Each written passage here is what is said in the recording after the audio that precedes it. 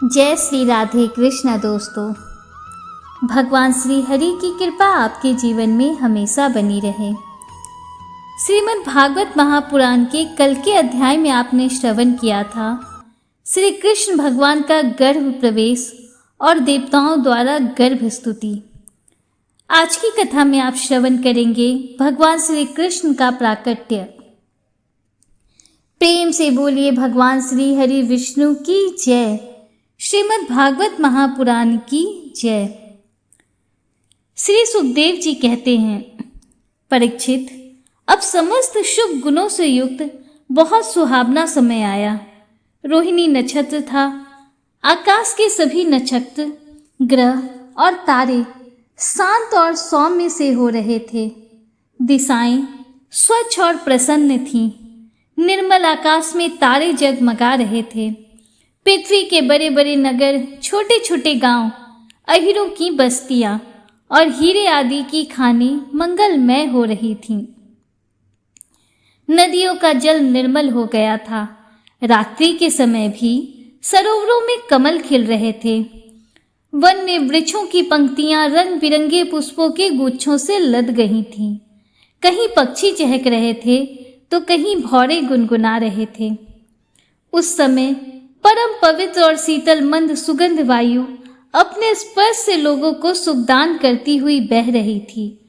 ब्राह्मणों के अग्निहोत्र की कभी न बुझने वाली अग्नियां जो कंस के अत्याचार से बुझ गई थीं, वे इस समय अपने आप जल उठीं। संत पुरुष तो पहले से ही चाहते थे कि असुरों की बढ़ती न होने पाए। अब उनका मन सहसा प्रसन्नता से भर गया। जिस समय भगवान के आविर्भाव का अवसर आया, स्वर्ग में देवताओं की दुंदुभियां अपने आप बज उठीं। किन्नर और गंधर्व मधुर स्वर में गाने लगे तथा सिद्ध और चारण भगवान के मंगलमय गुणों की स्तुति करने लगे। विद्याधरियां अप्सराओं के साथ नाचने लगी। बड़े बड़े देवता और ऋषि मुनि आनंद से भरकर पुष्पों की वर्षा करने लगे। जल से भरे हुए बादल समुद्र के पास जाकर धीरे धीरे गर्जना करने लगे। जन्म मृत्यु के चक्र से छुड़ाने वाले जनार्दन के अवतार का समय था निशिथ। चारों ओर अंधकार का साम्राज्य था। उसी समय सबके हृदय में विराजमान भगवान विष्णु देव रूपनी देवकी के गर्भ से प्रकट हुए। जैसे पूर्व दिशा में 16 कलाओं से पूर्ण चंद्रमा का उदय हो गया हो। वसुदेव जी ने देखा, उनके सामने एक अद्भुत बालक है। उसके नेत्र कमल के समान कोमल और विशाल हैं। 4 सुंदर हाथों में 8 शंख, गदा, चक्र और कमल लिए हुए है। वक्षस्थल पर श्रीवत्स का चिन्ह अत्यंत सुंदर सुवर्णमयी रेखा है। गले में कौस्तुभ मणि झिलमिला रही है। वर्षाकालीन मेघ के समान परम सुंदर श्यामल शरीर पर मनोहर पीतांबर फहरा रहा है। बहुमूल्य वैदूर्य मणि के किरीट और कुंडल की कांति से सुंदर सुंदर घुंघराले बाल सूर्य की किरणों के समान चमक रहे हैं। कमर में चमचमाती करधनी की लड़ियां लटक रही हैं। बाहों में बाजूबंद और कलाइयों में कंगन शोभायमान हो रहे हैं। इन सब आभूषणों से सुशोभित बालक के अंग अंग से अनोखी छटा छिटक रही है। जब वसुदेव जी ने देखा कि मेरे पुत्र के रूप में तो स्वयं भगवान ही आए हैं, तब पहले तो उन्हें असीम आश्चर्य हुआ। फिर आनंद से उनकी आंखें खिल उठीं। उनका रोम रोम परमानंद में मग्न हो गया। श्री कृष्ण का जन्मोत्सव मनाने की उतावली में उन्होंने उसी समय ब्राह्मणों के लिए 10,000 गायों का संकल्प कर दिया। परीक्षित, भगवान श्री कृष्ण अपनी अंग कांति से सूतिका गृह को जगमग कर रहे थे। जब वसुदेव जी को यह निश्चय हो गया कि ये तो परम पुरुष परमात्मा ही हैं, तब भगवान का प्रभाव जान लेने से उनका सारा भय जाता रहा। अपनी बुद्धि स्थिर करके उन्होंने भगवान के चरणों में अपना सिर झुका दिया और फिर हाथ जोड़कर वे उनकी स्तुति करने लगे।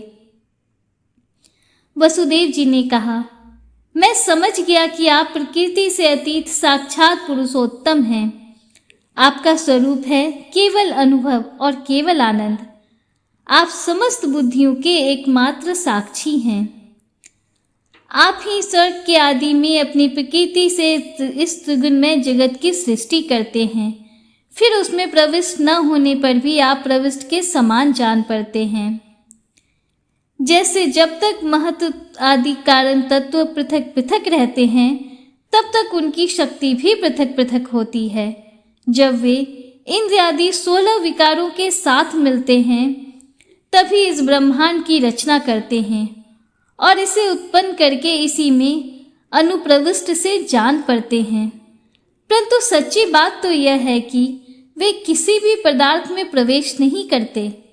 ऐसा होने का कारण यह है कि उनसे बनी हुई जो भी वस्तु है, उसमें वे पहले से ही विद्यमान रहते हैं। ठीक वैसे ही बुद्धि के द्वारा केवल गुणों के लक्षणों का ही अनुमान किया जाता है और इंद्रियों के द्वारा केवल गणमय विषयों का ही ग्रहण होता है। यद्यपि आप उनमें रहते हैं, फिर भी उन गुणों के ग्रहण से आपका ग्रहण नहीं होता। इसका कारण यह है कि आप सब कुछ हैं, सबके अंतर्यामी हैं और परमार्थ सत्य आत्मस्वरूप हैं।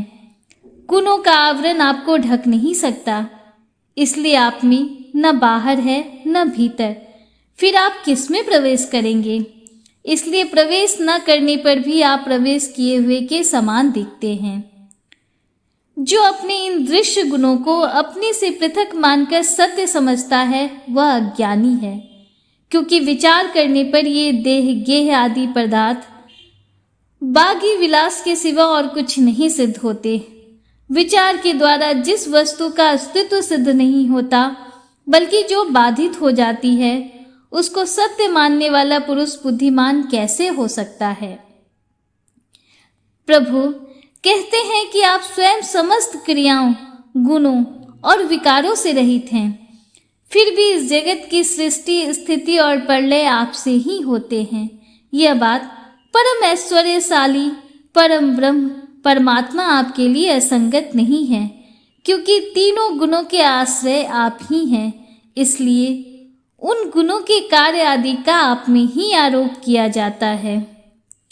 आप ही तीनों लोकों की रक्षा करने के लिए अपनी माया से सत्वमय शुक्ल वर्ण धारण करते हैं। उत्पत्ति के लिए रज प्रधान रक्त वर्ण और प्रलय के समय तमोगुण प्रधान कृष्ण वर्ण स्वीकार करते हैं।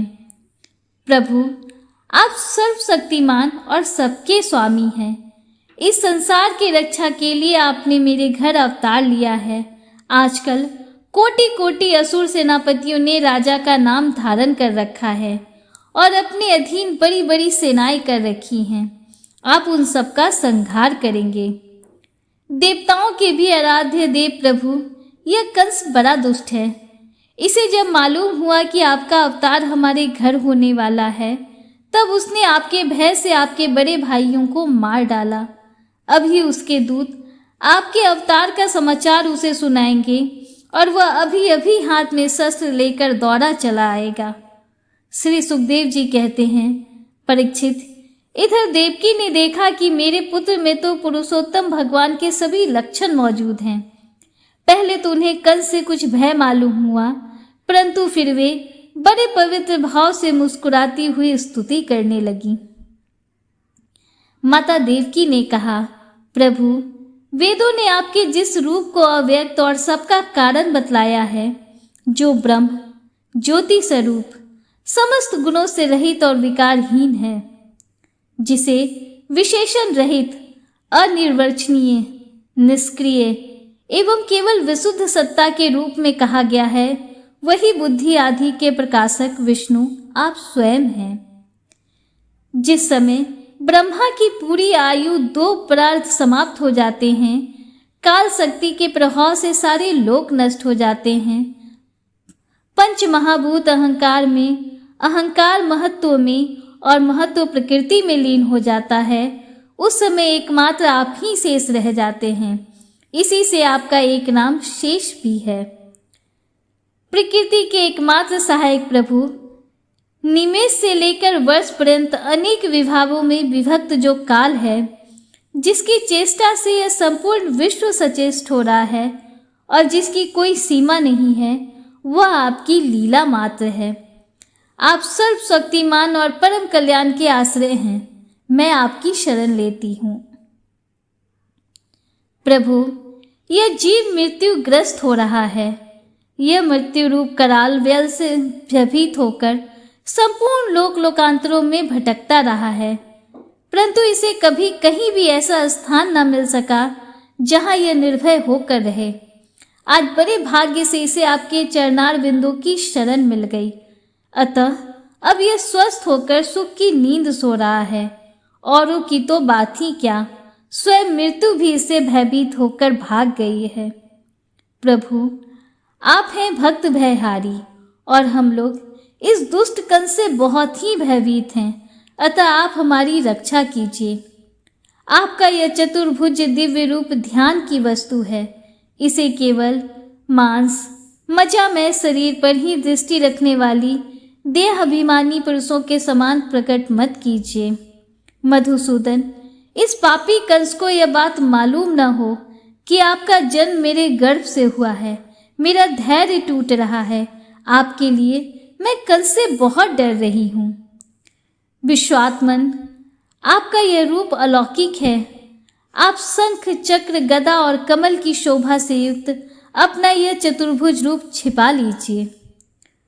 प्रलय के समय आप इस संपूर्ण विश्व को अपने शरीर में वैसे ही स्वाभाविक रूप से धारण करते हैं जैसे कोई मनुष्य अपने शरीर में रहने वाले छिद्र रूप आकाश को। वही परम पुरुष परमात्मा आप मेरे गर्भवासी हुए। यह आपकी अद्भुत मनुष्य लीला नहीं तो और क्या है। श्री भगवान ने कहा, देवी, स्वयंभू मनवंतर में जब तुम्हारा पहला जन्म हुआ था, उस समय तुम्हारा नाम प्रश्नि और ये वसुदेव सुतपा नाम के प्रजापति थे। तुम दोनों के हृदय बड़े ही शुद्ध थे। जब ब्रह्मा जी ने तुम दोनों को संतान उत्पन्न करने की आज्ञा दी, तब तुम लोगों ने इंद्रियों का दमन करके उत्कृष्ट तपस्या की। तुम दोनों ने वर्षा, वायु, घाम, शीत, उष्ण आदि काल के विभिन्न गुणों का सहन किया और प्राणायाम के द्वारा अपने मन के मैल को धो डाला। तुम दोनों कभी सूखे पत्ते खा लेते, कभी हवा पीकर ही रह जाते। तुम्हारा चित्त बड़ा शांत था। इस प्रकार तुम लोगों ने मुझसे अभिष्ट वस्तु प्राप्त करने की इच्छा से मेरी आराधना की। मुझ में चित्त लगाकर ऐसा परम दुष्कर और घोर तप करते करते देवताओं के 12,000 वर्ष बीत गए। पुण्यमय देवी, उस समय मैं तुम दोनों पर प्रसन्न हुआ, क्योंकि तुम दोनों ने तपस्या, श्रद्धा और प्रेममयी भक्ति से अपने हृदय में नित्य निरंतर मेरी भावना की थी। उस समय तुम दोनों की अभिलाषा पूर्ण करने के लिए वर देने वालों का राजा मैं इसी रूप में तुम्हारे सामने प्रकट हुआ। जब मैंने कहा कि तुम्हारी जो इच्छा हो मुझसे मांग लो, तब तुम दोनों ने मेरे जैसा पुत्र मांगा। उस समय तक विषय भोगों से तुम लोगों का कोई संबंध नहीं हुआ था। तुम्हारे कोई संतान भी न थी, इसलिए मेरी माया से मोहित होकर तुम दोनों ने मुझसे मोक्ष नहीं मांगा। तुम्हें मेरे जैसा पुत्र होने का वर प्राप्त हो गया और मैं वहां से चला गया। अब सफल मनोरथ होकर तुम लोग विषयों का भोग करने लगे। मैंने देखा कि संसार में शील, स्वभाव, उदारता तथा अन्य गुणों में मेरे जैसा दूसरा कोई नहीं है, इसलिए मैं ही तुम दोनों का पुत्र हुआ और उस समय मैं प्रश्नि गर्भ के नाम से विख्यात हुआ। फिर दूसरे जन्म में तुम हुई अदिति और वसुदेव हुए कश्यप। उस समय भी मैं तुम्हारा पुत्र हुआ। मेरा नाम था उपेंद्र। शरीर छोटा होने के कारण लोग मुझे वामन भी कहते थे। सती देव की, तुम्हारे इस तीसरे जन्म में भी मैं उसी रूप में फिर से तुम्हारा पुत्र हुआ हूँ। मेरी वाणी सर्वदा सत्य होती है। मैंने तुम्हें अपना यह रूप इसलिए दिखला दिया कि तुम्हें मेरे पूर्व अवतारों का स्मरण हो जाए। यदि मैं ऐसा नहीं करता तो केवल मनुष्य शरीर से मेरे अवतार की पहचान नहीं हो पाती। तुम दोनों मेरे प्रति पुत्र भाव तथा निरंतर ब्रह्म भाव रखना। इस प्रकार वात्सल्य, स्नेह और चिंतन के द्वारा तुम्हें मेरे परम पद की प्राप्ति होगी। श्री सुखदेव जी कहते हैं, भगवान इतना कहकर चुप हो गए।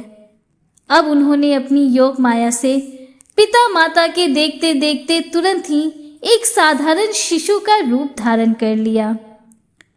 तब वसुदेव जी ने भगवान की प्रेरणा से अपने पुत्र को लेकर सुतिका गृह से बाहर निकलने की इच्छा की।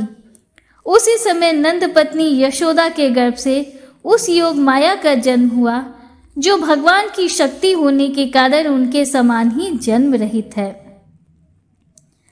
उसी योग माया ने द्वारपाल और पुरवासियों की समस्त इंद्रिय वृत्तियों की चेतना हर ली। वे सब के सब अचेत होकर सो गए। बंदी गृह के सभी दरवाजे बंद थे। उनमें बड़े बड़े किवाड़, लोहे की जंजीर और ताले जड़े हुए थे। उनके बाहर जाना बड़ा कठिन था। परंतु वसुदेव जी भगवान श्री कृष्ण को गोद में लेकर ज्यों ही उनके निकट पहुंचे, त्यों ही वे सब दरवाजे अपने आप खुल गए। ठीक वैसे ही जैसे सूर्योदय होते ही अंधकार दूर हो जाता है। उस समय बादल धीरे धीरे गरजकर जल की फुहारें छोड़ रहे थे। इसलिए शेष जी अपने फनों से जल को रोकते हुए भगवान के पीछे पीछे चलने लगे। उन दिनों बार बार वर्षा होती रहती थी। इससे यमुना जी बहुत बढ़ गई थी। उनका प्रभाव गहरा और तेज हो गया था।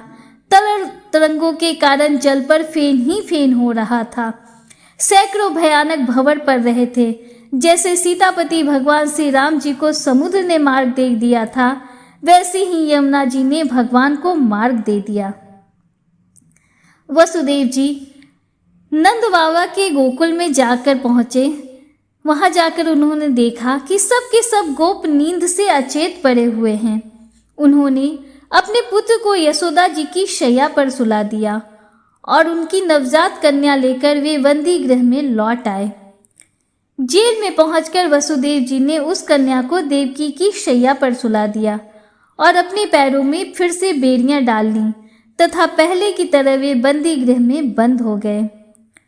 उधर नंद पत्नी यशोदा जी को इतना तो मालूम हुआ कि उनकी कोई संतान हुई है, परंतु वे यह ना जान सकी कि पुत्र है या पुत्री, क्योंकि एक तो उन्हें बड़ा परिश्रम हुआ था और दूसरे योग माया ने उन्हें अचेत कर दिया था।